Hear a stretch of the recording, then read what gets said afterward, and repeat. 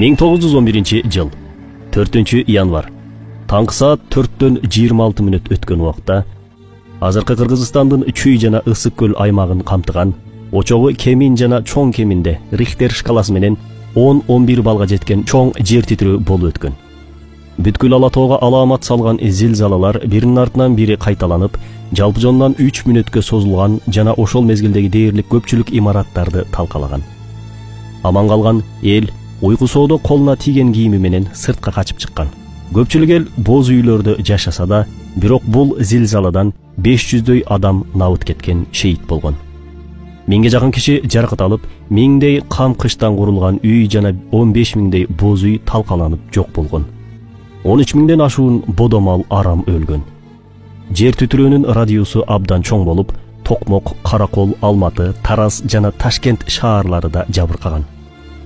Жалпы Түркистан аймагы боюнча 2000ден ашуун адам шейит кеткен. Отурукташкан жашоо образына өткөн кыргыздардын көпчүлүгү каза болгону аз келгенсип, аба ырайынын ызгаар, суук, абанын температурасы -10 градустан төмөн болгондугу элдин абалын ого бетер мүшкүлгө салган. Буга кошумча жер титирөө 5 күнгө чейин уланып, жер улам силкинип турган. 9-январ күнү биринчи зилзалада эле күчтүү жер титирөө дагы бир жолу катталган. Бул карапайым элдин үшүн ого бетер алып, элдин шайын кетирген. Көпчүлүк сыртта жылуу кийими жок кыйналып, бирок үйлөрүнө кайтып баруудан кооптонгон абал жаралган. Кээ бир орус көчмөндөрү Орусияга качканга аргасыз болгон. Адамдар кийимчен уктап, ар дайым сыртка качып чыга турчу даярдык менен жашап калган. Каракол шаарына барчу жолдор талкаланып, тоодон кулаган таштар менен негизги жолдор тосулуп калган. Зилзаланын кесепетинен жер ачылып кайра жабылып, жерлерде бодомал түшө турчу жаракалар пайда болгон. Ал эми көл өрөөнүндө болсо, адырлардын көчкүсү катталган. Жердин жаракасы илимпоздордун айтымында 200 километрге узарып, көл аймагындагы кээ бир жердин жаракаларынын кенендиги 8 метрге чейин жеткен. Айрым аймактарда суулардын көтөрүлүшү байкалган. Чоң Кеминде болсо, бир айыл толугу менен көчкү астында калып, бир гана бешиктеги наристе аман калган. Бул жер титирөөдөн таасирленген Молдокулуч атабыздын Кысасы зилзала аттуу эмгеги 1911-жылы Казан шаарында басылып чыккан. Бул кыргыз тилиндеги басылып чыккан туңгуч китеп болуп эсептелет. Ысак Шайбеков аттуу атанын ошол апаатта курман болгондорго кошкон кошогунда бул аймакка орустар келип, Новороссийка кыштагын куруп баштаганын, бабаларыбыз буурусун тишин тийгизбей сактап келген ыйык жерибизге сока салып, дың бузуп, токойлорду талкалап, жайыттарга чочколорун жайнатканын жана эл ичи тынч болбой, дин качып, пейил таарыгандыгын бул апааттын кесепети катары сүрөттөгөн. Элдин башын муң кайгы каптап турган кезде Осман түрктөрү жардам колун алгачкылардан болуп сунушкан.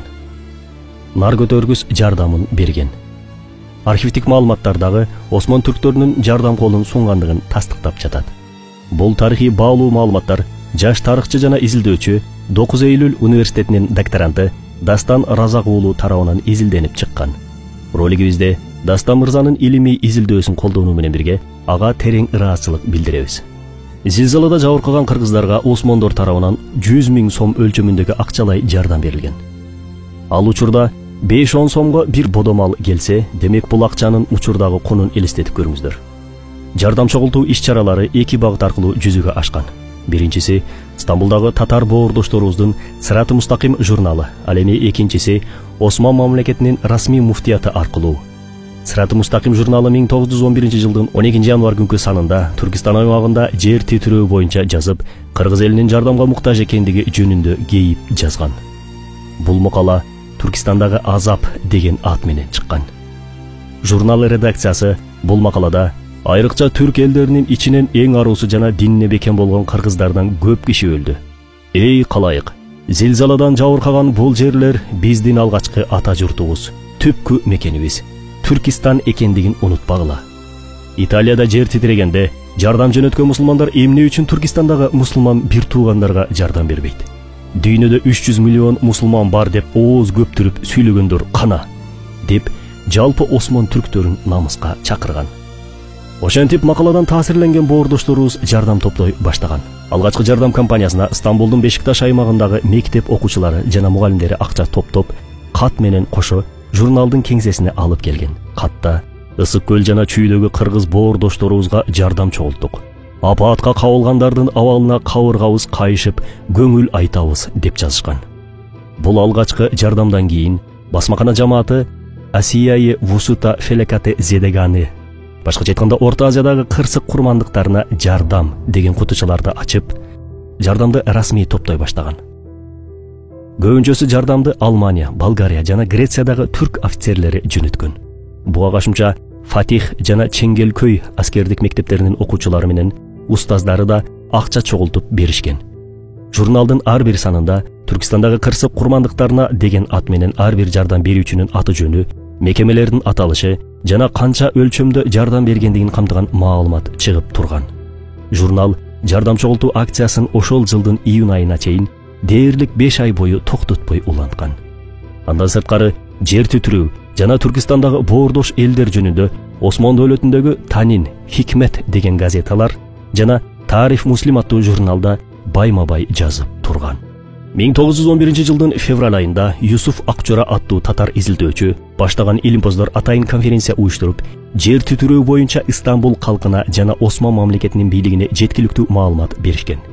Ошол эле айдын этегинде Стамбулдагы Кырым студенттер коому конференция уюштуруп, эл арасында жардам топтошкон. Иш-чаранын алкагында Шахзада белек кылган саат жана бир баланын калпагы аукционго коюлуп сатылган жана түшкөн пайда Түркистандагы кыргыздарга жиберилген. Муну көргөн Осмон өкмөтү да жардам чогултууда тынган эмес. Экинчи жардам чогултуу толкуну Осмон дөөлөтүнүн муфтияты тарабынан ишке ашырылган. Шейхул Ислам Түркистан үчүн атайын жардам комиссиясын түзүп, билеттер басылып чыккан. Сатылган билеттерден түшкөн пайда Түркистан аймагына жиберилген. Кийин да жардам берген Осмон түрктөрүнүн урпактары ал билеттерди колго алган сайын берешен аталарынын эрдигинен дем алып, сыймыктанып турган. Бир гана Стамбулда эмес, бүткүл халифаттын аймагында, жада калса айыл кыштактарда да жардам чогултула баштаган. Мамлекеттик мекемелер, чет өлкөдөгү элчилик жана консулдуктарда иштегендер четте карап турбастан өз айлыктарынын бир бөлүгүн жөнөткөн. Осмон дөөлөтүнүн султаны жана ислам халифасы Мехмет Решат 10.800 куруш жардам көрсөткөн. Ооба, тарыхта кыргыз жана түрк элдеринин өз ара бир туугандык сезими бекем болгондугун жана ар дайым бири-бирине көмөктөшүп келгенине көптөгөн мисалдар бар. Алда биз билген, азырынча ачыкка чыккандар гана. Келечекте жүрөгү улутум диним деп соккон тарыхчыларды көптөгөн илимий изилдөө архив жумушу күтүп турат.